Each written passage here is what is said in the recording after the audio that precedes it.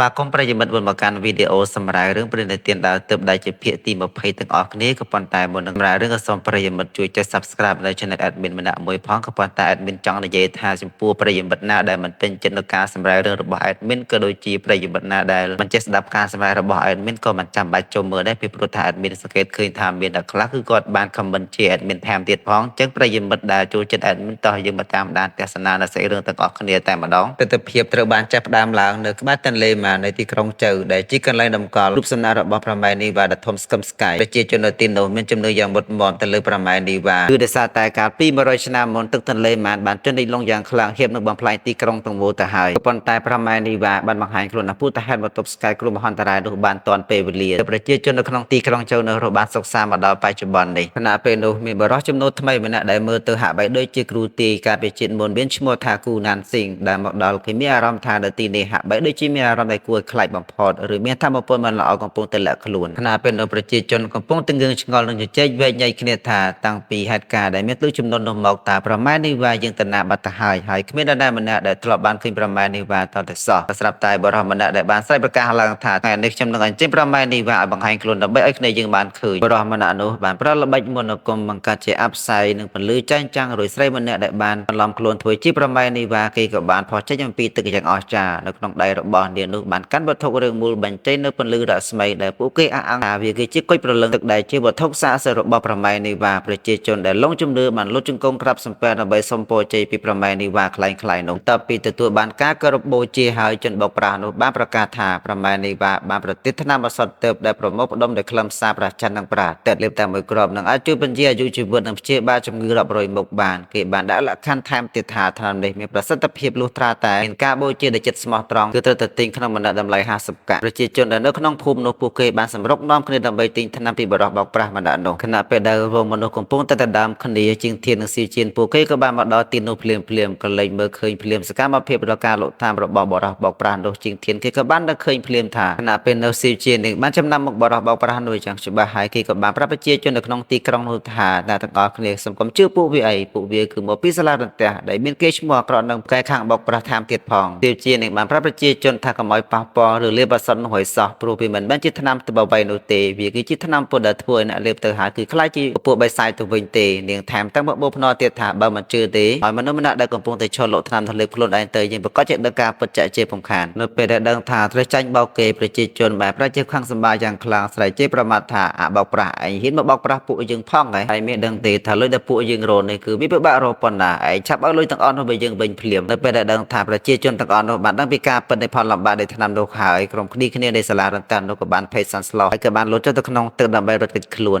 ទោះបីជាដឹងថាក្រុមបោកប្រាស់ក៏ប៉ុន្តែជាងធានគេបានចាប់អារម្មណ៍ទៅលើគុជដែលស្រីម្នាក់ដែលមានរូបរាងដូចជាបច្ឆានោះគេកំពុងតែកាន់បាទថាតើវាគឺជាគុជប្រលឹងទឹកប្រកបមែនឬមួយក៏យ៉ាងណាទើបគេសម្រេចចិត្តដេញតាមស្ត្រីម្នាក់ដែលមានរូបរាងដូចបច្ឆានោះចូលទៅក្នុងទឹកជ្រៅទើបជានឹងបារម្ភនឹងភ័យខ្លាចជាងធានមានគ្រោះថ្នាក់ក៏ចង់ទៅតាមជាមួយនឹងជាងធានដែរក៏ប៉ុន្តែជាងធានគេក៏បាននិយាយថាក៏បើតាមខ្ញុំបីចាំខ្ញុំទៅលើច្រាំងចោះខ្ញុំគឺជាមនុស្សដែលប្រកាសហែលទឹកជាងគេប្រិយមិត្តសម្រាប់ត្បូងគុជប្រលឹងទឹកនេះស៊ីជានឹងជាងធានពួកគេទាំងពីរអ្នកក៏មិនប្រកាសថាវាគឺជារបស់ពិតដែរក៏ប៉ុន្តែស្ត្រីម្នាក់ដែលមានរូបរាងដូចជាបច្ឆានឹងលុតចូលទៅក្នុងបាតនៃទឹកទន្លេនឹងស៊ីជាគេក៏បានសម្រេចចិត្តហៅទៅតាមស្ត្រីម្នាក់ដែលមានរូបរាងដូចជាមច្ឆានោះក៏ប៉ុន្តែជាក់ស្ដែងត្បូងនោះគឺជាត្បូងពិតប្រាកដមែនសាច់រឿងក៏បានកាន់មកដល់ភាពស្កប់ស្កល់នៅក្នុងវិហារនីវ៉ានៃទីក្រុងម៉ាន់ជៅស៊ីសួនដែលជាស្រីបរិសុទ្ធដែលប្រលឹងបានឈរសម្លឹងទៅកូនរបស់ខ្លួនបង្ការដែលមានឈ្មោះថាឈីងតាំងទឹកភ្នែកពូពេញទៅដោយក្តីនឹករលឹកនិងខ្សឹបតិចថាពេញម៉ែប្រចិនកូនខ្លាំងណាស់មករយៈនេះតើកូនមានដឹងទេភ្លាមនោះលោកយាយដែលជាអ្នកថែរក្សាវិហារបានដើរចូលមកហើយចាប់ផ្ដើមស្ដីបន្ទោសទៅកាន់ស៊ីសួនទាំងអារម្មណ៍ក្តុកក្តួលថាវាមានរយៈពេលអស់60ឆ្នាំមកហើយចាប់តាំងពីស៊ីសួនបានយកធារិក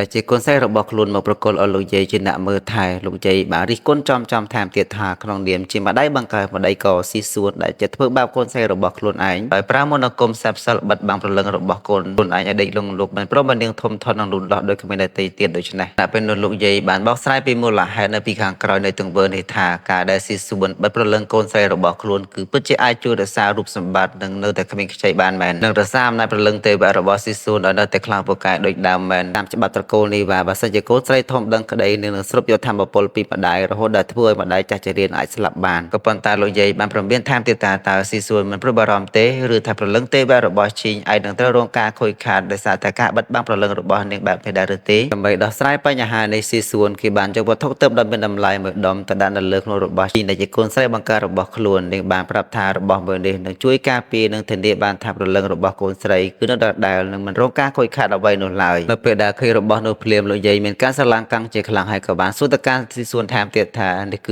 ជារបស់ដែលអាចការពារកូនរបស់នាងបានលោកយាយបានបន្ថែមទៀតថាត្រកូលបិសាចចោពិតជាបានផ្ដល់របស់ដែលមានតម្លៃបែបនេះមកដល់អ្នកមែនដែរឬទេតែនាងបានសន្យាអ្វីខ្លះជាមួយនឹងពពួកបិសាចទាំងនោះតែនេះសពបញ្ជាក់ឲ្យឃើញថាស៊ីស៊ូននាងសុខចិត្តធ្វើគ្រប់យ៉ាងក្នុងការដោះដូរជាមួយនឹងពពួកបិសាចដើម្បីការពារកូនរបស់នាងខណៈពេលនោះលោកយាយក៏បានដកដង្ហើមធំនឹងនិយាយពាក្យការពិតចាក់ដល់ទៅកាន់ស៊ីស៊ូនថែមទៀតថានាងសុខចិត្តជ្រើសរើសយកវិធីដែលឈឺចាប់មួយនេះនឹងការខុសឆ្គងទាំងអស់នេះដើម្បីបន្តអាយុជីវិតកូនស្រីរបស់នាងគឺគ្រាន់តែដោយសារតែនាងមិនចង់បាត់បង់ពីបរិសម្នាក់នោះមែនដែរឬទេប្រិយមិត្តត្រង់ចំណុចនេះលោកយាយក៏ចង់និយាយពីឈូឆាំងឈីងដែលស៊ីស៊ូននាងមិនព្រមបោះបង់ឈូឆាំងឈីងបែរជានៅរងចាំឈូឆាំងឈីងរហូតមកដល់បច្ចុប្បន្នលោកយាយបានរំលឹកស្មារតីស៊ីស៊ូនថែមទៀតថារឿងរ៉ាវស្នេហាមួយនេះវាបានអូសបន្លាយពេលអស់រយៈពេល400ឆ្នាំមកហើយបំឡោះស្នេហានឹងការឈឺចាប់ពីអតីតកាលគួរតែត្រូវបានសង់អស់តាំងពីយូរលង់ណាស់មកហើយម្ដេចក៏ស៊ីស៊ូននាងនៅតែមិនព្រមលែងដែរនឹងនៅតែឆ្លុបវង្វេងនឹងចង់ចាប់ខ្លួនឯងទៅក្នុងរបងវិវត្តសង្សារនៃក្តីស្នេហាមួយនេះមិនចេះមិនចាប់ហើយទៅវិញបាទប្រិយមិត្តត្រង់ឈុតឆាកកន្លែងនេះរវាងស៊ីស៊ូននិងជូឆាំងឈីពួកគេទាំងពីរហ្នឹងគឺពិតជាស្រឡាញ់គ្នាខ្លាំងមែនទែនការស្រឡាញ់គ្នារបស់ពួកគេហ្នឹងគឺវាអស់រយៈពេល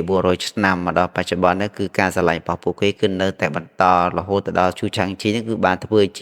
មេសម្ព័ន្ធនៃបព្វភ្នំស៊ូសានទៅទៀតក៏ស៊ីស៊ូននៅតែមិនព្រមបោះបង់ជូឆាំងឈីដែររឿងរបស់យើងក៏បានរំលឹកថយក្រោយកាលពី400ឆ្នាំមុននៅទីក្រុងម៉ាន់ជៅជាដំបូងរបស់ជូឆាំងឈីគេមានឈ្មោះថាគូណានស៊ីងគេគឺជាអ្នកប្រមាញ់បិសាចវ័យក្មេងម្នាក់ដែលចាត់ទុកការប្រមាញ់បិសាចគឺជាមុខរបរចិញ្ចឹមជីវិតរបស់គេណានស៊ីងដែលជាឈ្មោះអតីតកាលរបស់ជូឆាំងឈីបច្ចុប្បន្នគេបានជួបជាមួយនឹងស៊ីស៊ូនដែលជាស្រីព្រលឹងបរិសុទ្ធខណៈពេលដែលពួកគេកំពុងតែដណ្ដើមគ្នាលេងចាក់បិសាចជាមួយគ្នានោះណានស៊ីងបានប្រកាសថាគេត្រូវតែចាប់ពួកបិសាចទាំងនេះឲ្យបានដើម្បីយកប្រាក់រង្វាន់ថ្លៃបាយថ្ងៃនេះចំណែកឯស៊ីស៊ូនមិនព្រមទេពីព្រោះថាវាគឺជាទូនាទីរបស់នាងនៅក្នុងការប្រយុទ្ធគ្នានោះណានស៊ីងគេបានរងការវាយប្រហារហើយត្រូវថ្នាំពុលរបស់ពួកបិសាចយ៉ាងធ្ងន់ធ្ងររហូតដល់ធ្វើគេស្លាប់បាត់ស្មារតីថែមទៀតផងឃើញដូច្នោះស៊ីស៊ូននឹងក៏បានជួយគ្រីគេត្រឡប់ទៅព្យាបាលនៅក្នុងប្រវិហារនីវ៉ានោះភ្លាមបន្ទាប់ពីដឹងខ្លួននៅក្នុងប្រវិហារណានស៊ីងគេបានសុំទោសទៅកាន់ស៊ីស៊ូនដែលធ្វើឲ្យរំខានហើយបញ្ជាក់ថាគេមិនបានធ្វើពុតជាសន្លប់នោះទេនៅពេលដែលស៊ីស៊ូនគេបានដេញចាស់ចេញពីព្រោះតែអស់ចិត្តពុលហើយនៅខណៈពេលនោះណានស៊ីងគេក៏បានលបងសុំស្នាក់នៅបន្តទៀតនៅក្នុងប្រវិហារនីវ៉ាណានស៊ីងគេបានរៀបរាប់ថាខ្លួនគឺជាចំណូលថ្មីប្លែកមុខគ្មានកន្លែងស្នាក់នៅពិតប្រាកដឡើយគេបានសន្យាថានឹងជួយធ្វើការងារគ្រប់យ៉ាងនៅក្នុងប្រវិហារឬជួយដេញចាប់បិសាចដោយគ្រាន់តែសុំបាយនឹងទៅនឹងកន្លែងស្នាក់នៅតែប៉ុណ្ណោះពេលនោះណានស៊ីងគេក៏បានរំលឹកសម្ដីទុកជាមុនថាបើសិនជាគេព្រមប្រគល់បិសាចឲ្យស៊ីស៊ូននាងត្រូវតែប៉ាវបាយគេតែពេលនោះស៊ីស៊ូននាងក៏បានយល់ព្រមដែលធ្វើទំនាក់ទំនងរវាងពួកគេទាំងពីរអ្នកខិតជិតគ្នាពីមួយថ្ងៃទៅមួយថ្ងៃដល់ពេលដែលទំនាក់ទំនងស្នេហារវាងពួកគេទាំងពីរអ្នកកំពុងតែរីកដុះដាលប្រវិហារនីវ៉ាកំពុងតែស្ថិតនៅក្នុងដំណាក់កាលតានតឹងក្នុងការដណ្ដើមជ័យជំនះជាមេកុសសម្ព័ន្ធរបស់ពពួកបិសាចចចកថ្ងៃមួយស៊ីស៊ូននឹងបានភេទសន្ស្លោនឹងប្រាប់លោកយាយរបស់នាងថាក្រោយពីផឹកទឹកស៊ុបដែលណានស៊ីនបានធ្វើឲ្យរួចហើយនាងមានអារម្មណ៍ថាប្លែកខ្លាំងណាស់តែប៉ុន្តែលោកយាយបានពិនិត្យឃើញថាទឹកស៊ុបនោះគឺមានផ្ទុកថ្នាំពុលមួយយ៉ាងដែលបណ្ដាលឲ្យបាត់បង់ធម្មពលព្រលឹងទេវៈជាបណ្ដោះអាសន្ននោះទាំងអស់នៅក្នុងវិហារបានរាយការណ៍ថានៅពេលថ្មីនេះតែងតែឃើញគូណានស៊ីនលួចចូលទៅក្នុងផ្ទះបាយដោយអេរិយាបថដែលមានគួរសង្ស័យថែមទាំងដើរសួរនាំពីចំនួនចិត្តនិងសិល្បៈមន្តអាគមសម្ងាត់របស់ស៊ីស៊ូនថែមទៀតផងជាងនេះទៅទៀតរាល់ពេលប្រយុទ្ធគ្នាជាមួយនឹងពពួកបិសាចចចកផែនការសម្ងាត់របស់ប្រវិហារគឺតែងតែត្រូវបែកធ្លាយនិងត្រូវពពួកបិសាចទប់ទល់បានជានិច្ចដែលធ្វើឲ្យការសង្ស័យនេះគឺសម្ដៅទៅលើគូណានស៊ីនដែលជាជនបង្កប់នៅក្នុងសមរភូមិស្ដីបិសាចចចកគេបានប្រើល្បិចពឹសពុលដោយដើរមកនិយាយអរគុណជាមួយនឹងគូណានស៊ីននៅចំពោះមុខស៊ីស៊ូនថាបើឯងមិនប្រាប់ព័ត៌មានសម្ងាត់ទាំងអស់នេះឲ្យយើងដឹងទេពួកយើងក៏មិនអាចយកឈ្នះច្រើនដងចុងក្រោយនេះដែរគុណសម្បត្តិទាំងអស់នេះគឺជារបស់ឯងហើយគូណានស៊ីនណាពេលនោះគូណានស៊ីនគេក៏បានប្រកែកថាទេអត់បលចុះវាមិនមែនជាការពិតទេយើងមិនដែលប្រាប់រឿងសម្ងាត់ណាមួយទៅកាន់ឯងទេហេតុអ្វីបានជាឯងធ្វើបែបនេះប៉ុន្តែស៊ីស៊ូនដែលកំពុងខឹងសម្បានឹងមានការខកចិត្តបានប្រាប់ឲ្យគេជប់ធ្វើពុតទៅហើយនាងនឹងសាកសួរគេបានច្បាស់លាស់នៅពេលដែលវាឆ្នៃពពួកបិសាចទាំងអស់នោះទោះបីជាត្រូវស៊ីស៊ូនយល់ច្រឡំនឹងខឹងសម្បាយ៉ាងណាក៏ដោយក៏ចិត្តក្តីរបស់គូណានស៊ីនមិនអាចប្រែប្រួលចំពោះស៊ីស៊ូនបានឡើយនៅក្នុងខណៈពេលដែលពពួកបិសាចចោលវាសម្រុកទៅលើស៊ីស៊ូនដែលកំពុងសោយធម្មពលខណៈពេលនោះគូណានស៊ីនគេក៏បានរត់យកខ្លួនទៅពឹងនឹងការពារការវាយប្រហារដ៏ធ្ងន់ធ្ងរចំនួនស៊ីស៊ូនរហូតដល់ធ្វើឲ្យគូណានស៊ីនគេមានរបួសខ្លាំងថែមទៀតផងបន្ទាប់ពីណានស៊ីនគេបានយកខ្លួនរបស់គេទៅពាំងចំនួនស៊ីស៊ូនហើយស៊ីស៊ូនគេក៏មិនបង្អង់យូរគេក៏បានប្រើក្ ក្បាច់គោរបស់គេដើម្បីវាយប្រហារទៅលើស្ដេចបេចកនោះឲ្យស្លាប់ភ្លាមណានស៊ីងគេបានប្រាប់ការពិតដង្ហើមចុងក្រោយថាគេលួចចូលផ្ទះបាយគឺដើម្បីធ្វើស៊ុបថ្នាំបំពេញសុខភាពឲ្យស៊ីសួនតែប៉ុណ្ណោះហើយគេដែលសួរនាំពីត្រកូលនីវ៉ាក៏ព្រោះតែគេចង់កោតសរសើរនិងចង់ដឹងពីការការពារស៊ីសួនឲ្យបានល្អតែប៉ុណ្ណោះខណៈពេលនោះស៊ីសួននឹងបានយំសោកបោកខ្លួននិងព្យាយាមប្រត់ធម្មពលរបស់គេដើម្បីជួយសង្គ្រោះទាំងក្តីរន្ធត់ក៏ប៉ុន្តែណានស៊ីនគេក៏បានខត់នាងថាកុំឲ្យខ្ជះខ្ជាយធម្មពលអីពីព្រោះថាពេលវេលាស្លាប់របស់គេគឺបានមកដល់ហើយណានស៊ីនគេបាននិយាយថែមទៀតថាខ្ញុំមិនដែលរំពឹងថានឹងបានជួបនាងពិតប្រាកដនឹងចំណាយពេលជាមួយគ្នាបែបនេះឡើយខ្ញុំស្រឡាញ់នាងរួចក៏បិទភ្នែកស្លាប់នៅក្នុងរបងដៃរបស់ស៊ីស៊ុនខណៈពេលនោះទៅពេលដែលណានស៊ីងគេបានស្លាប់ទៅទើបស៊ីស៊ុនគេបានដឹងខ្លួនច្បាស់ថាគេបានលួចស្រឡាញ់ណានស៊ីងតាំងពីយូរណាស់មកហើយក៏ប៉ុន្តែការស្រែកហៅឈ្មោះណានស៊ីងជាលើកចុងក្រោយនេះគឺនៅតែមិនលឺទៀតឡើយដែលបង្កើតបានជាវិបដិសារ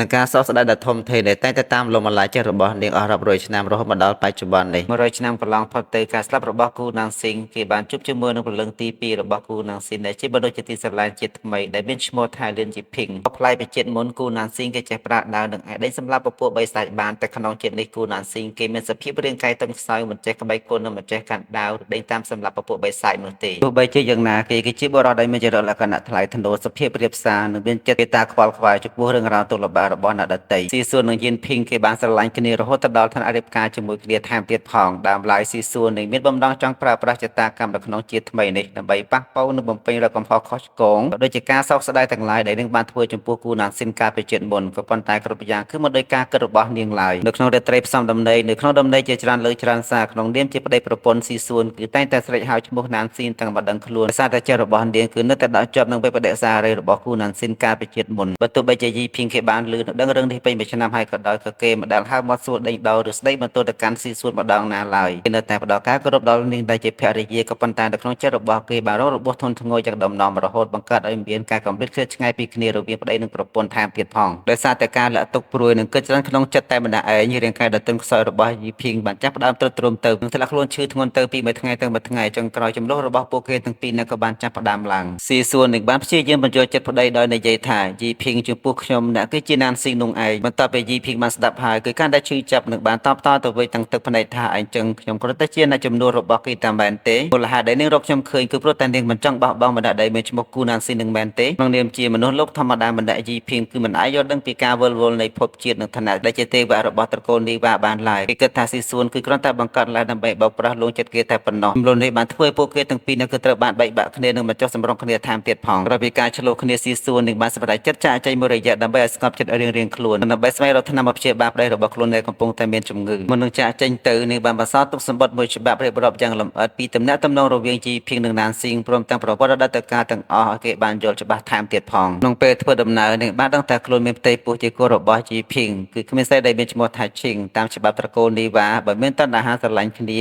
ាអាចរស់នៅជាអមតៈក៏ប៉ុន្តែបើកាលណាមានផ្ទៃពោះគោនោះនឹងស្រូបយកធម្មពលរលឹងនឹងធ្វើឲ្យម្ដាយរបស់ខ្លួនចាស់ជារៀតដូចជាមនុស្សលោកធម្មតាទីសួនមិនខឹងសម្បាបែរជាសប្បាយចិត្តទៅវិញព្រោះថានាងគិតថាខ្លួននឹងចាស់ជារៀតទៅជាមួយនឹងរស់នៅជាមួយគ្នាដ៏សុខសាន្តបែបជាមនុស្សលោកធម្មតាទើបស្រឡះពីបំណងប្រាថ្នារបស់នាងស៊ីសួនបានត្រឡប់មកភូមិគ្រឹះលីនវិញទាំងមូលត្រូវបានស្អាតទំនេរអ្នកចិត្តខាងបានប្រាប់នាងថាក្រោយពីនាងចាក់ចេញទៅយីភីងបានជិះសេះទៅមិនដែលឃើញត្រឡប់មកវិញឡើយសេះរឿងនេះបានបង្ហាញឲ្យឃើញថាលីយីភីងគឺត្រូវបានស្លាប់យ៉ាងវេទនានៅក្នុងភ្នក់ភ្លើងសង្គ្រាមដ៏ច្របូកច្របល់ដោយមិនដឹងថាសួនគឺមានកូនដែលជាកូនស្រីបង្កើតរបស់គេនៅឡើយទេបន្ទាប់ពីឆ្លងកាត់សោកនាដកម្មដ៏ជូរចត់ពីមួយជាតិទៅមួយជាតិស៊ីសួននឹងបានយល់ច្បាស់ហើយថារាងកាយរបស់មនុស្សលោកគឺទន់ខ្សោយខ្លាំងណាស់និងផុយស្រួយមិនអាចការពារខ្លួននៅក្នុងពិភពដ៏ច្របូកច្របល់និងពោពេញទៅដោយសង្គ្រាមបានឡើយនាងបានដាច់កូនស្រីម្នាក់ដែលមានឈ្មោះថាជីងក៏ប៉ុន្តែលីយីភីងបានស្លាប់បាត់ទៅហើយដោយគ្មានឱកាសបានឃើញមុខកូនស្រីរបស់ខ្លួនឡើយដើម្បីកុំឲ្យប្រវត្តិសាស្ត្រឈឺចាប់នៃការឡើងជាលើកទី3ស៊ីសួនមករៀបចំផែនការមួយយ៉ាងម៉ត់ចត់សម្រាប់ជាតិទី3របស់គេគឺឈូឆាំងឈីងបច្ចុប្បន្ននាងបានណែនាំនឹងតម្រង់ទិសដៅរបស់ឆាំងឈីងបច្ចុប្បន្នតាំងពីគេនៅជាទេរោឲ្យចុះបំពេញនៅក្នុងបភ្នំស៊ូសាបំណងរបស់គេគឺចង់ឲ្យឫសគល់នៃទេវៈអមតៈដើម្បីឲ្យមានជីវិតខ្លាចជាអមតៈនិងមិនងាយស្លាប់ដោយជាតិមុននិងមានសមត្ថភាពអាចយល់ដឹងពីអត្ថភាពនៃអតីតជាតិណានស៊ីនិងយីភីងព្រមទាំងអាចទទួលយកនៅកូនស្រីដែលមានឈ្មោះថាឈីបានយ៉ាងងាយស្រួលថែមទៀតផងឆាំងឈីងគេគឺជាមនុស្សដែលមានដុំតាំងពីកំណើតរហូតធ្វើឲ្យមេបភ្នំស៊ូសានចង់ឲ្យគេខាត់ផ្ដាច់រាល់ចំណងលោកីទាំងឡាយនិងចង់ប្រគល់ដៃមេបភ្នំស៊ូសានដើម្បីឲ្យគេគ្រប់គ្រងបន្តទីសួនគឺជាអ្នកនៅពីក្រោយខ្នងដែលបានលួចជ្រៀតជ្រែកនិងរារាំងមិនឲ្យឆាំងឈីងខាត់ផ្ដាច់ចំណងស្នេហាបានទៅជោគជ័យទីសួនថែមទាំងប្រើវិធីប្រថុយប្រថានដោយធ្វើឲ្យគេលងស្រឡាញ់នាងម្ដងទៀតនៅក្នុងជាតិនេះដើម្បីចង់ចិត្តឈូឆាំងឈីងទុកផែនការរបស់នាងគឺត្រឹមតែរយៈពេល1ឆ្នាំទៀតតែប៉ុណ្ណោះនៅពេលដែលស្នុកខាងក្នុងរបស់នាងត្រូវបានចំ ចម្រើនជាមួយនឹងគុយប្រលឹងទឹករួចហើយនឹងយកធម្មពលទាំងអស់នេះទៅជួយឈូសឆាំងឈេងឲ្យត្រាស់ដឹងជាទេវអមតៈភ្លាមបន្ទាប់មកនាងនឹងដោះលែងសេពសិលឲ្យកូនរបស់នាងនឹងខ្លួនសារឡើងវិញហើយគ្រួសាររបស់គេទាំង3នាក់នឹងបានជួបជុំគ្នាជាស្ថាពរទោះបីជារៀបចំផែនការយ៉ាងល្អិតល្អន់យ៉ាងណាក៏ដោយក៏ស៊ីសួននៅតែកណ្ដនាខុសនៅបង្កើតកំហុសខុសឆ្គងដ៏ធំធេងមួយផងដែរដើម្បីជាកំណប់ទ្របការពីប្រលឹងរបស់កូនស្រីកុំឲ្យខូចខាតនៅក្នុងអំឡុងពេលដែលគេកំពុងតែដេកលក់ស៊ីសួននឹងបានលួចចូលទៅក្នុងប៉មខុំបិសាចដើម្បីជួយដោះលែងបិសាចដែលមានឈ្មោះថារីយ៉ានជាការដោះដូរយករបស់ទឹកកម្មភាពលួចចូលទៅក្នុងប៉មខុំបិសាចនេះបានធ្វើឲ្យផ្អើលអស់ស្ដីបិសាចឆុងលើដែលជាកពុះបិសាចដែលមានអំណាចព្រឹត្តិការណ៍នេះបានបង្កជាគ្រោះមហន្តរាយធ្វើឲ្យប៉មខុំបិសាចហៀបនិងបាក់រលំពពួកបិសាចក៏បានសម្រុកចេញមកក្រៅដើម្បីរកគុយប្រលឹងគ្រប់ទិសទីស៊ីសួនមានការសោកស្ដាយក៏ព្រោះតែនាងចង់ជួយពន្យាពេលនៃការជួសជុលប៉មខុំបិសាចដោយជួយកម្ចាត់ពពួកបិសាចដ៏អាក្រក់រំលងពេលមួយឆ្នាំតែប៉ុណ្ណោះក៏ប៉ុន្តែអ្វីគ្រប់យ៉ាងគឺប្រាជីវឹកវរទាំងអស់លោកយាយដែលជាអ្នកថែរក្សាវិហារប្រមានទៅកាន់ស៊ីសួនទាំងក្តីបារម្ភនឹងជឿចាប់ថាតាមវិធីដែលនាងកំពុងធ្វើនេះគុយប្រលឹងទឹកបានរលាយចូលទៅក្នុងខ្លួនរបស់នាងអស់បាត់ទៅហើយប្រសិនបើនាងចង់យកគុយនោះចេញដើម្បីជួយឈូសឆាំងឈីននឹងប៉មក្រៅបិសាចស៊ីសួននឹងត្រូវបាត់បង់ធម្មពលទេវៈទាំងអស់ធ្លាក់ខ្លួនខ្លាចជាមនុស្សធម្មតាហើយក្នុងរយៈពេលតែ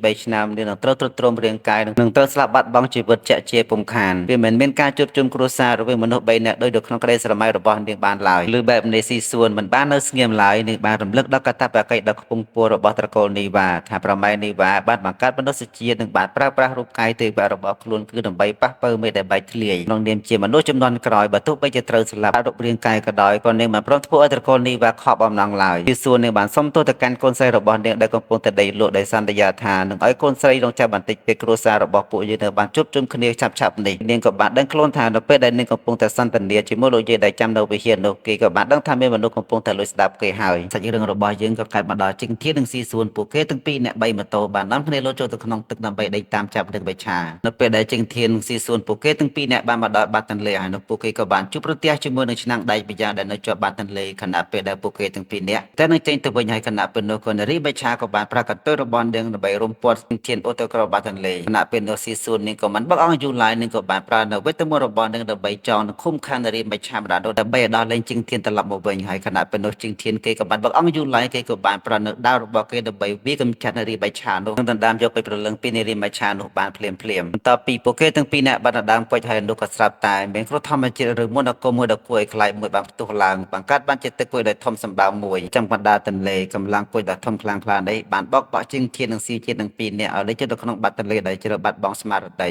បន្ទាប់ពីសន្លប់បាត់ស្មារតីមួយសន្ទុះធំជិងធាននិងស៊ីជាតិបានបើកភ្នែកដឹងខ្លួនសារឡើងវិញទាំងក្តីងឿងឆ្ងល់ពួកគេបានឃើញខ្លួនឯងកំពុងតែស្ថិតនៅក្នុងកន្លែងដ៏ចម្លែកមួយក៏ប៉ុន្តែនៅទីនោះគឺមានទេសភាពដ៏ស្រស់ស្អាតខុសប្លែកពីធម្មតានិងពោពេញទៅដោយពន្លឺចែងចាំងខណៈពេលនោះស៊ីជាតិនឹងបានសួរនាំទាំងសង្ស័យថាតើទីនេះគឺជាកន្លែងណាតើពួកគេទាំងពីរនាក់បានលឺរត់តាមគ្នាដើម្បីមកសម្រាប់ខ្លួននៅទីនេះបែបទេខណៈពេលនោះជិងធានគេបានប្រកាសថាវាជាការនិយាយមិនសមហេតុផលឬក៏បានណែនាំខ្លួនប្រតិកម្មអ្នកស្រុកចំនួននៅទីនោះថាខ្លួនឈ្មោះជិងធានចំណែកអនារីម្នាក់នេះវិញគឺឈ្មោះសៀវជៀនដោយបញ្ជាក់ថាពួកគេគឺត្រូវបានចូលមកកាន់ទីនេះដោយទឹកគួចនៅក្នុងបាតទន្លេភូមិនៅទីនោះគេក៏បាននិយាយថាជាយូរឆ្នាំណាស់មកហើយគឺមិនដែលមានមនុស្សណាម្នាក់ធ្លាប់មកកាន់ទីនេះឡើយហើយក៏គណៈពេលនោះអ្នកភូមិពីរអ្នកនោះគេក៏បាននាំធាននិងសៀវជៀនទៅជួបមេភូមិដែលជាភូមិមួយដែលមានឈ្មោះថាភូមិចាំងឌីបាទប្រិយមិត្តសាច់រឿងនៃភាគទី20នេះហាក់បីដូចជានិយាយរឿងពីអតីតកាលរបស់ស៊ីសួននិងឈីវចាំងឈីច្រើនហើយសាច់រឿងរបស់យើងភាគទី20នេះក៏សូមបញ្ចប់ត្រឹមតែប៉ុណ្ណេះសិនកុំភ្លេចជួយ Subscribe នៅ Channel Admin ឬក៏ Comment នៅលើ Channel Admin ម្នាក់មួយផងគឺនឹងជួបគ្នានៅវីដេអូ